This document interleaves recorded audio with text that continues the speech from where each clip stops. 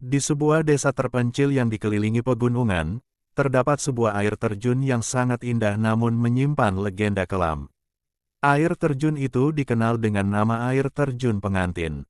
Konon, siapapun yang datang dengan niat buruk atau ingin mencari sesuatu di tempat itu akan mengalami kejadian aneh dan mengerikan. Banyak yang mengatakan bahwa air terjun tersebut bukan hanya sekadar keindahan alam, tetapi juga menjadi tempat terperangkapnya jiwa-jiwa yang belum menemukan kedamaian.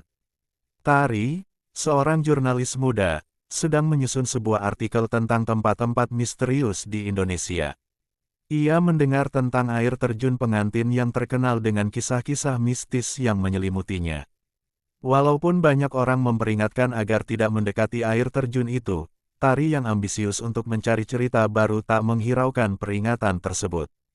Ia memutuskan untuk pergi bersama Riko, seorang fotografer yang juga tertarik untuk mengabadikan keindahan alam tersebut, sekaligus mencari tahu apakah benar ada kisah seram di baliknya. Setelah perjalanan panjang menuju desa, Tari dan Riko sampai di sebuah desa yang tampak sepi dan terpencil. Di sini, mereka bertemu dengan Bu Siti, seorang wanita tua yang tinggal di rumah kecil dekat air terjun. Bu Siti, dengan wajah penuh ketakutan, memperingatkan mereka untuk tidak mendekati air terjun itu. "Jangan pergi ke sana, air terjun itu bukan tempat yang aman," kata Bu Siti dengan suara gemetar. "Ada cerita tentang pengantin yang terjebak di sana, dan mereka yang datang dengan niat buruk akan terperangkap selamanya." Namun, Tari yang percaya pada logika dan bukti ilmiah, hanya menganggap peringatan itu sebagai tahayul. Riko, meski sedikit ragu, mengikuti Tari yang sudah memutuskan untuk melanjutkan perjalanan.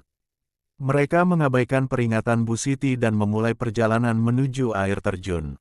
Setelah beberapa jam mendaki dan menelusuri jalur setapak yang licin, mereka akhirnya sampai di air terjun pengantin. Air terjun itu memang sangat indah. Airnya yang jernih mengalir deras dari tebing tinggi, menciptakan kabut tipis yang berkilau di bawah sinar matahari sore. Namun, ada sesuatu yang terasa berbeda di tempat itu. Meskipun alam di sekitar mereka tampak tenang, udara di sekitar air terjun terasa berat dan penuh ketegangan.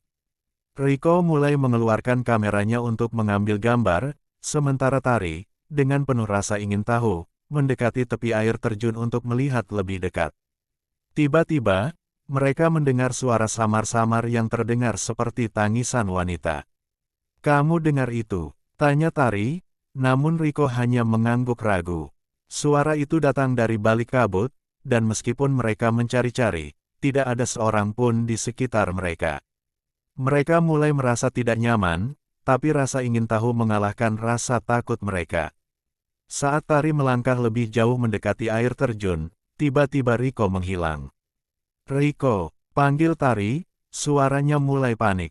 Ia berlari mengelilingi air terjun, berteriak-teriak memanggil nama teman fotografernya, namun tak ada jawaban.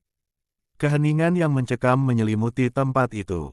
Tari merasa terperangkap dalam suatu dunia yang tak bisa ia pahami. Semua perasaan takut dan cemas yang dipendamnya mulai berubah menjadi kegelisahan yang mendalam. Kabut semakin tebal, dan udara menjadi semakin dingin.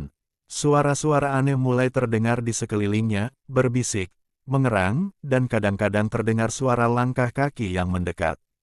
Tari merasa seolah-olah ada yang mengamatinya, namun ia tidak bisa melihat siapapun. Ketika ia berhenti dan menoleh ke sekitar, pandangannya tertuju pada sebuah sosok yang berdiri jauh di ujung tebing. Seorang wanita, mengenakan gaun pengantin putih, dengan rambut panjang yang acak-acakan dan wajah yang sangat pucat.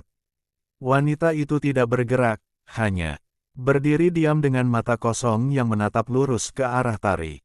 Tari merasa tubuhnya kaku, seolah ada kekuatan yang menahan dirinya untuk bergerak. Tari mencoba untuk mendekati sosok itu, tetapi tiba-tiba ada suara keras, seperti suara batu yang jatuh. Ia terhenti, melihat sekelilingnya. Riko, yang sebelumnya hilang, kini muncul kembali, namun ada yang aneh. Wajah Riko terlihat pucat dan kosong, seolah-olah ia tidak mengenali Tari lagi. Riko hanya berdiri diam, matanya kosong dan tidak bereaksi terhadap apapun yang terjadi di sekitar mereka. Tari merasa semakin cemas, dan mencoba untuk berlari menuju Riko, namun kabut semakin tebal menghalangi pandangannya. Dalam kekalutan itu, Tari mendengar suara wanita pengantin itu lagi, kali ini lebih keras, seperti tangisan yang memanggil-manggil. "Tolong, bantu aku," suara itu terdengar lebih jelas, namun terasa sangat jauh. Ketika ia menoleh kembali, wanita pengantin itu sudah tidak ada di sana. Tari berlari mencari Riko, yang sekarang sudah semakin jauh darinya. Ia merasa ada yang salah, dan semakin panik. Ketika ia mendekati tepi air terjun, suara-suara semakin keras, seolah-olah mereka berasal dari dalam air terjun itu sendiri. Tiba-tiba, air terjun yang semula tenang, berubah menjadi liar. Airnya mengalir dengan sangat cepat, seolah ingin menelan apa saja yang ada di dekatnya. Tari menyadari bahwa ia tidak hanya terperangkap oleh kabut, tetapi juga oleh waktu yang seakan berhenti. Setiap langkah yang diambilnya, ia merasakan ketakutan yang semakin membesar. Dalam kondisi yang hampir putus asa, Tari teringat akan cerita yang didengarnya dari Bu Siti, tentang seorang pengantin wanita yang mengorbankan dirinya di air terjun, setelah keinginannya untuk menikah gagal tercapai. Jiwa wanita itu terperangkap, dan kini ia mengincar orang-orang yang datang ke sana dengan niat buruk. Tari, dalam ketakutannya, mulai berlari dan mencari jalan keluar. Namun, tak ada jalan yang tampak. Ketika ia hampir menyerah, ia mendengar suara lembut dari belakangnya, suara yang familiar. Suara itu adalah suara Riko. "Tari, kamu harus keluar dari sini. Jangan biarkan dirimu terperangkap," kata Riko dengan suara yang sangat lemah. Riko tidak lagi terlihat seperti sosok yang kosong, ia seperti kembali menjadi dirinya yang dulu, namun tubuhnya sangat lelah dan pucat. Tari segera menggenggam tangan Riko dan berlari sekuat tenaga. Mereka akhirnya menemukan jalan keluar dari hutan, namun suasana masih terasa sangat menegangkan. Begitu mereka mencapai desa, suasana terasa lebih tenang, meskipun ada perasaan aneh yang mengganggu. Mereka kembali menemui Bu Siti, yang menjelaskan bahwa mereka berhasil keluar karena niat mereka tidak semata-mata buruk, tetapi ketulusan untuk mencari tahu kebenaran.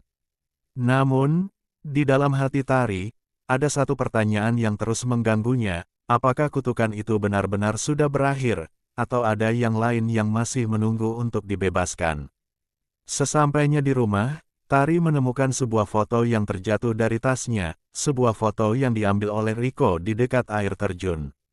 Namun, dalam foto itu, ada satu sosok yang tidak mereka lihat saat itu, seorang wanita pengantin dengan mata kosong, berdiri di belakang mereka. Sebuah peringatan bahwa misteri itu belum benar-benar selesai.